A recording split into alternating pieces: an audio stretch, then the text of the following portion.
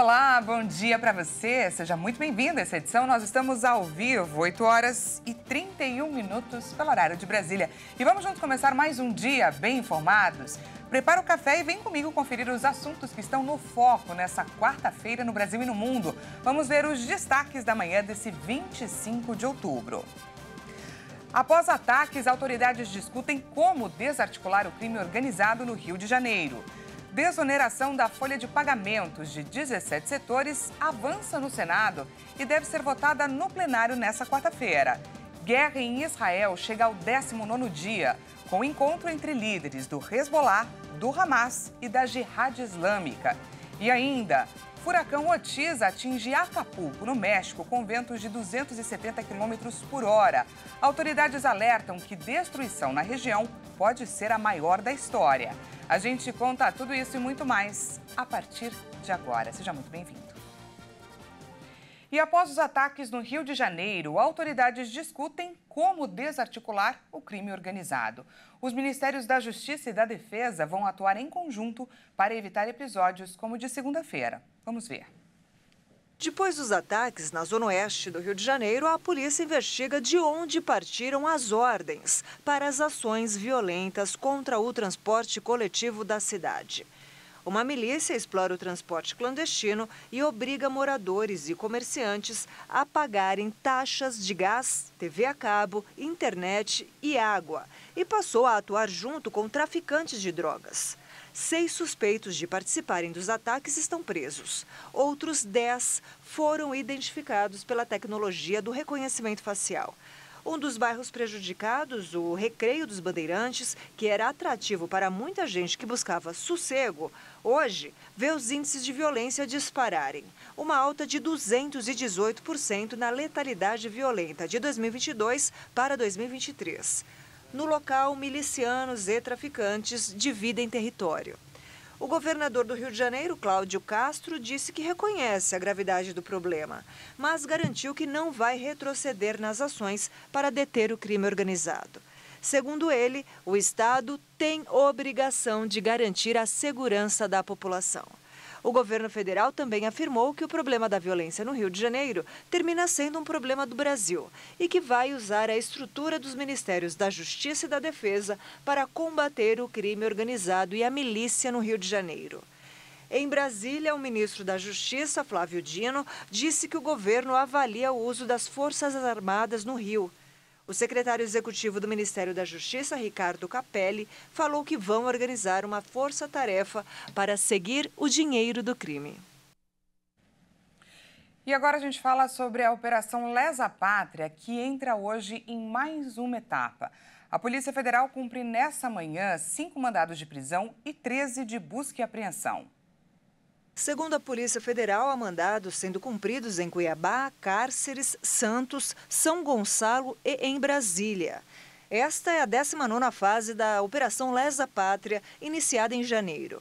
A etapa atual mira tanto os participantes dos atos golpistas quanto os incentivadores dos atos criminosos de 8 de janeiro. Os fatos investigados constituem, teoricamente, os crimes de abolição violenta do Estado Democrático de Direito, golpe de Estado, dano qualificado, associação criminosa, incitação ao crime, destruição e deterioração ou inutilização de bem especialmente protegido. E agora a gente fala sobre a guerra no Oriente Médio. No 19º dia de conflitos entre Israel e Hamas, o líder do grupo terrorista Hezbollah se encontrou com líderes do Hamas e também da Jihad Islâmica nessa quarta-feira. Além disso, segundo a ONU, hoje o combustível poderá acabar em Israel, deixando os hospitais sem condições de atender os feridos.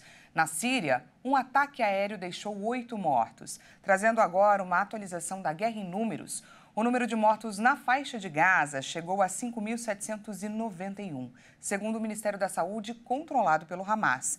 Do lado israelense, a contagem continua em 1.402 mortes.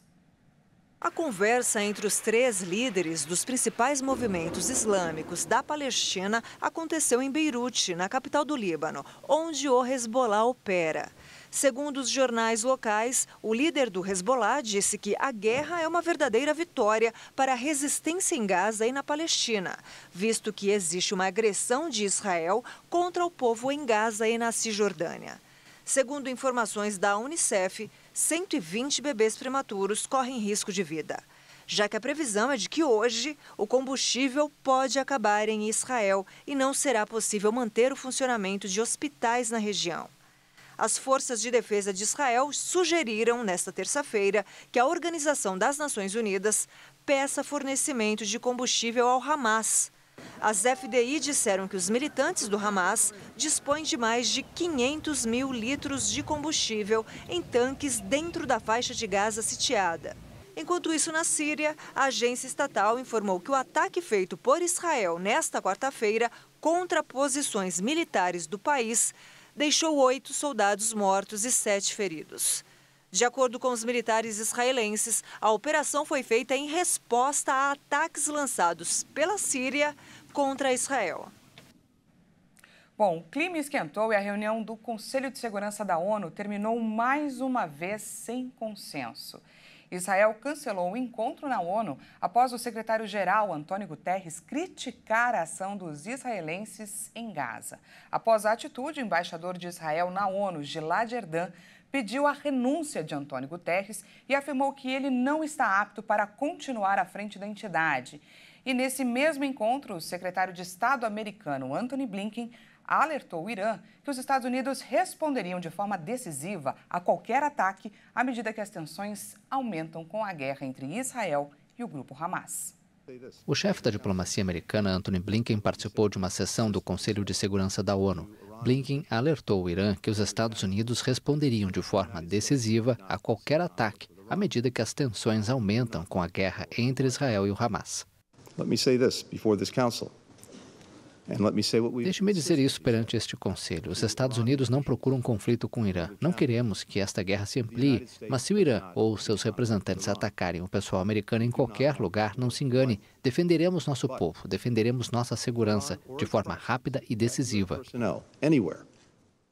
Make no mistake. We will defend our people. We will defend our security swiftly and decisively. Na segunda-feira, os Estados Unidos acusaram o Irã de facilitar ativamente ataques a bases americanas no Oriente Médio e confirmaram ter enviado vários conselheiros militares a Israel. Até o ataque do grupo islâmico palestino Hamas em território israelense em 7 de outubro e os bombardeios de retaliação de Israel contra a faixa de Gaza, o governo do presidente Biden vivia uma relativa calma com as milícias pró-Irã na região. E agora a gente volta a olhar aqui para o nosso Brasil, porque o Senado aprovou o pedido de urgência e o projeto de lei que prorroga a desoneração da folha de pagamento de 17 setores da economia deve ser votado hoje em plenário. A aprovação do pedido de urgência se deu de forma simbólica, sem o registro dos votos, depois que a proposta foi aprovada na Comissão de Assuntos Econômicos do Senado. A medida que prorroga a desoneração da folha de pagamento conta com um dispositivo que concede uma redução na alíquota previdenciária para prefeituras de cidades pequenas, com até 142 mil habitantes. Caso o texto seja sancionado, esses municípios passarão a recolher 8% de alíquota previdenciária dos servidores municipais e não 20% como prevê a regra atual. A desoneração para os municípios é o trecho mais polêmico do projeto e a principal discussão é se a redução da alíquota previdenciária seria constitucional ou não. E a Justiça liberou quase 2 bilhões de reais de atrasados a aposentados do INSS. O valor corresponde à revisão de aposentadorias, auxílios-doença e também de pensões. O Conselho da Justiça Federal liberou mais de 1 bilhão e 900 milhões de reais atrasados para quase 123 mil beneficiários da Previdência que conseguiram a concessão ou a revisão do benefício na Justiça. O valor corresponde a ações previdenciárias e assistenciais, como revisão de aposentadorias, auxílios-doença, pensões e outros benefícios, de mais de 95.500 processos. O pagamento deve ser feito de acordo com o cronograma de cada Tribunal Regional Federal. O montante é referente às requisições de pequeno valor de julho deste ano. São valores atrasados de até 60 salários mínimos. Neste ano, até R$ 79 mil serão pagos em ações propostas no Juizado Especial Federal. Acima deste valor são os chamados precatórios. Para receber o pagamento, o processo precisa ter sido finalizado sem possibilidade de recursos do INSS, o chamado trânsito em julgado. É preciso ainda que a Justiça tenha concedido a ordem de pagamento, a requisição ou a autuação do processo. A consulta deve ser feita com o advogado responsável pela ação ou no site do Tribunal Federal, que também vai mostrar a data em que a ordem de pagamento foi emitida pela Justiça. Bom, falta praticamente um mês para a tão aguardada Black Friday. Se você está precisando aí comprar um eletrodoméstico, trocar de celular e espera uma boa oportunidade, aguenta só mais um pouquinho, porque a data internacional para se fazer um bom negócio já está quase aí, dia 24 de novembro. Agora é o momento de pesquisar, de avaliar as oportunidades, principalmente porque aqui no Brasil a gente tem esquenta, prepara, pré-Black Friday. E a repórter, então, Maria Clara Leite, conta pra gente como aproveitar de fato essa data e não cair em golpes. Vamos ver. Este ano a Black Friday cai no dia 24 de novembro, última sexta-feira do mês. A gente sabe que esse dia de grandes promoções começou lá nos Estados Unidos, mas o Brasil adotou a data que já se consolidou no país e se tornou uma das mais importantes datas comerciais do ano. Só que é preciso ter bastante cuidado para não comprar por impulso só porque tem desconto. E será que esse desconto é mesmo tão bom assim? Bem, eu conversei com uma especialista que disse que agora é a hora de começar a fazer pesquisas. Confira essa e outras dicas da mestra em Educação Financeira, Cíntia Sena.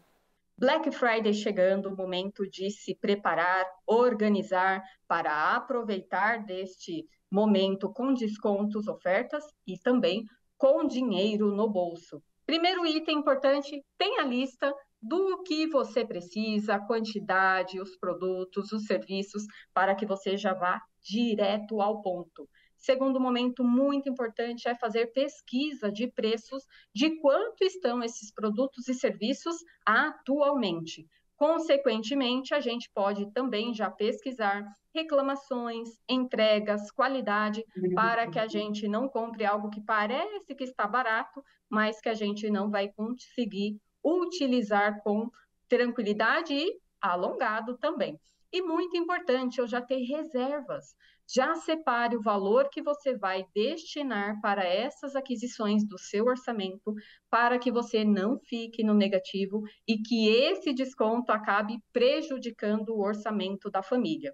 E se por acaso os itens que você procurar pesquisar não tiver realmente o desconto que está sendo ofertado, não se preocupe, a gente vai ter sim ainda outras oportunidades, principalmente na virada de ano, com descontos, ofertas que podem sim ajudar. Então, tranquilidade nesse momento, cuidado com os golpes e muita sabedoria. É isso aí. E você, pretende fazer compras nessa Black Friday?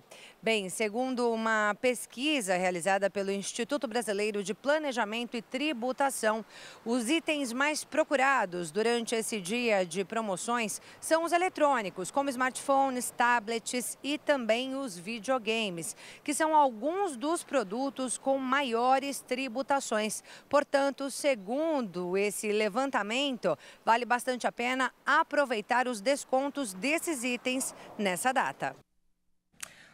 Pois é, mas tem que tomar cuidado para não cair naquela história de tudo pela metade do dobro, não é verdade? Esses dias aí são decisivos, então tem que ficar de olho e acompanhar a mudança dos preços. A gente vai para um rápido intervalo e na volta a gente te conta que a crise na Câmara dos Estados Unidos se agrava. E ainda, furacão Otis atinge Acapulco, no México, com ventos de 270 km por hora. Pois é, nós voltamos já já e te contamos tudo.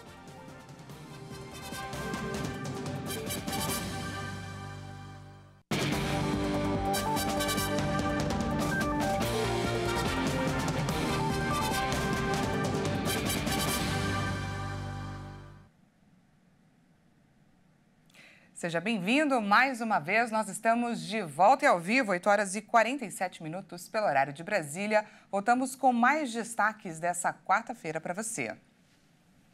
O furacão Otis tocou o solo em Acapulco, no México, com ventos de até 270 km por hora. Segundo o presidente do país, a destruição pode ser a maior da história da região. E, de acordo com as autoridades, ele se fortaleceu rapidamente, passando de uma tempestade tropical para um furacão de categoria 5 em 12 horas e regrediu agora para a categoria 4 na manhã dessa quarta-feira. O furacão Otis atingiu as proximidades do porto turístico de Acapulco na manhã desta quarta-feira. O fenômeno atingiu a categoria 5, o máximo na escala Saffir-Simpson na costa de Guerreiro, no Pacífico Mexicano, antes de ser rebaixado à categoria 4. O Centro Nacional de Furacões dos Estados Unidos, o NHC, alertou que Otis pode causar danos catastróficos. Apesar do enfraquecimento, o fenômeno deve provocar nas próximas horas ventos extremamente destrutivos, fortes tempestades que podem produzir inundações e deslizamentos de terra.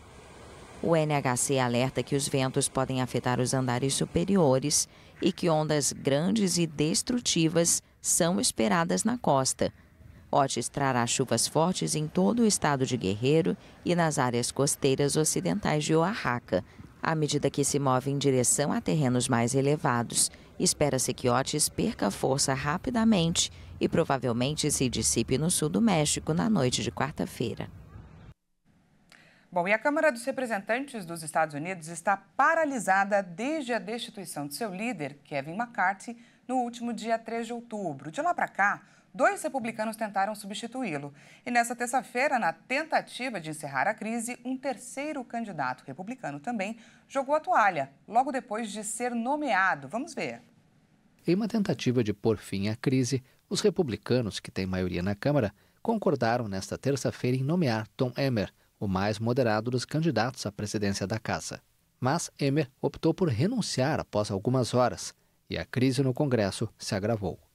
Em meio à indefinição, o Congresso americano não pode debater as múltiplas crises globais e tem até 17 de novembro para chegar a um acordo sobre o orçamento se deseja evitar o fechamento parcial do governo federal, o que obrigaria centenas de milhares de trabalhadores a ficarem temporariamente em casa, sem receber salário.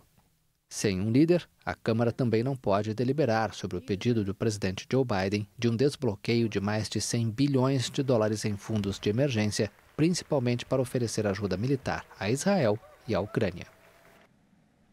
Vencedora nas primárias da oposição na Venezuela, com 93% dos votos, Maria Corina Machado confirmou nesta terça-feira que pretende sim se candidatar contra o atual presidente Nicolás Maduro nas eleições de 2024. Mas, de acordo com órgãos oficiais do país, ela está inabilitada de se candidatar.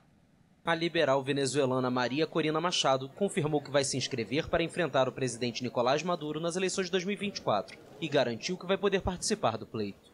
A dirigente de 56 anos obteve 1,5 milhão de votos nas primárias da oposição, 93% de acordo com o segundo boletim divulgado depois da apuração de 65% das atas. Nunca houve um processo na Venezuela com tanta participação cidadã como o que acabamos de viver. O que eles estão dizendo? Estão chamando 2,5 milhões de venezuelanos de trapaceiros? Vão abrir julgamentos contra 2,5 milhões de venezuelanos? Vão abrir juízos contra 2,5 milhões de venezuelanos. Machado, condenada com uma inabilitação, esperada em 2016, mas estendida em junho até 2030, afirma que a sanção é inválida. A controladoria, facultada por lei a inabilitar funcionários pela via administrativa, a vinculou a um esquema de corrupção quando era deputada. Quem levanta o termo desqualificação agora está dizendo que o que aconteceu no domingo foi inútil, que não as reconhecem. Eu digo a eles, vocês devem ouvir o povo. Eu recebi um mandato e vou cumprir o mandato dos venezuelanos. Eu recebi um mandato e eu vou cumprir o mandato dos venezuelanos. A pré-candidata da oposição promete acabar com o socialismo e adotar uma economia liberal no país. As primárias foram realizadas 5 dias depois da assinatura de um acordo em Barbados entre o governo e a oposição, que estabeleceu a realização de eleições presidenciais para o segundo semestre de 2024, com observação internacional. Na parte norte da Guatemala, perto das fronteiras com o México e Belize, uma imensa mancha verde de mais de 2 milhões de hectares ocupa quase 20% do território. O motivo seria o tráfico de madeira e o plantio de pastagens para a pecuária. A maior área protegida da América Latina fica no coração da reserva da Biosfera Maia e ocupa 19% do território guatemalteco. De 2000 a 2022, o desmatamento da região aumentou de 20% para 33%. O principal motivo é o tráfico de madeira, os incêndios e, principalmente, ao plantio de pasto para a agropecuária.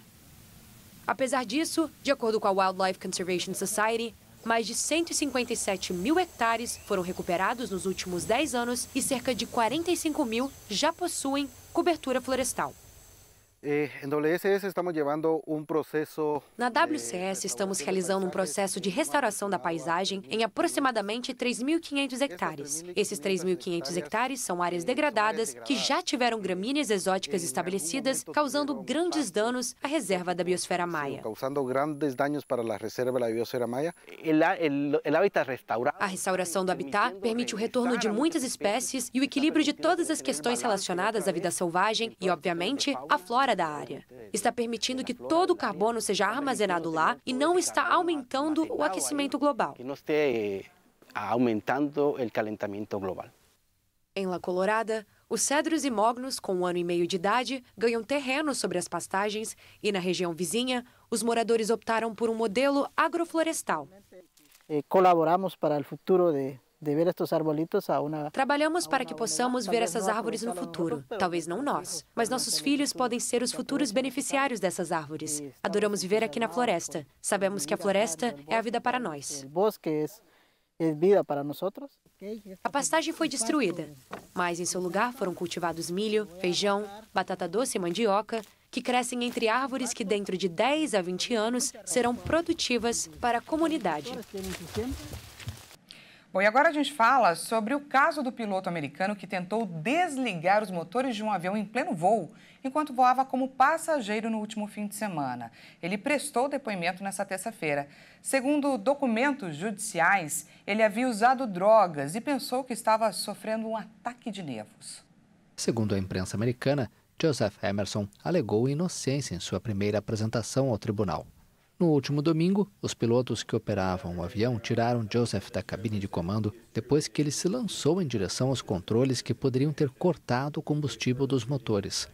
Emerson, que contou à polícia ter passado 40 horas sem dormir, também tentou abrir uma porta de emergência na parte traseira do avião e a tripulação teve que segurá-lo durante uma aterrissagem forçada.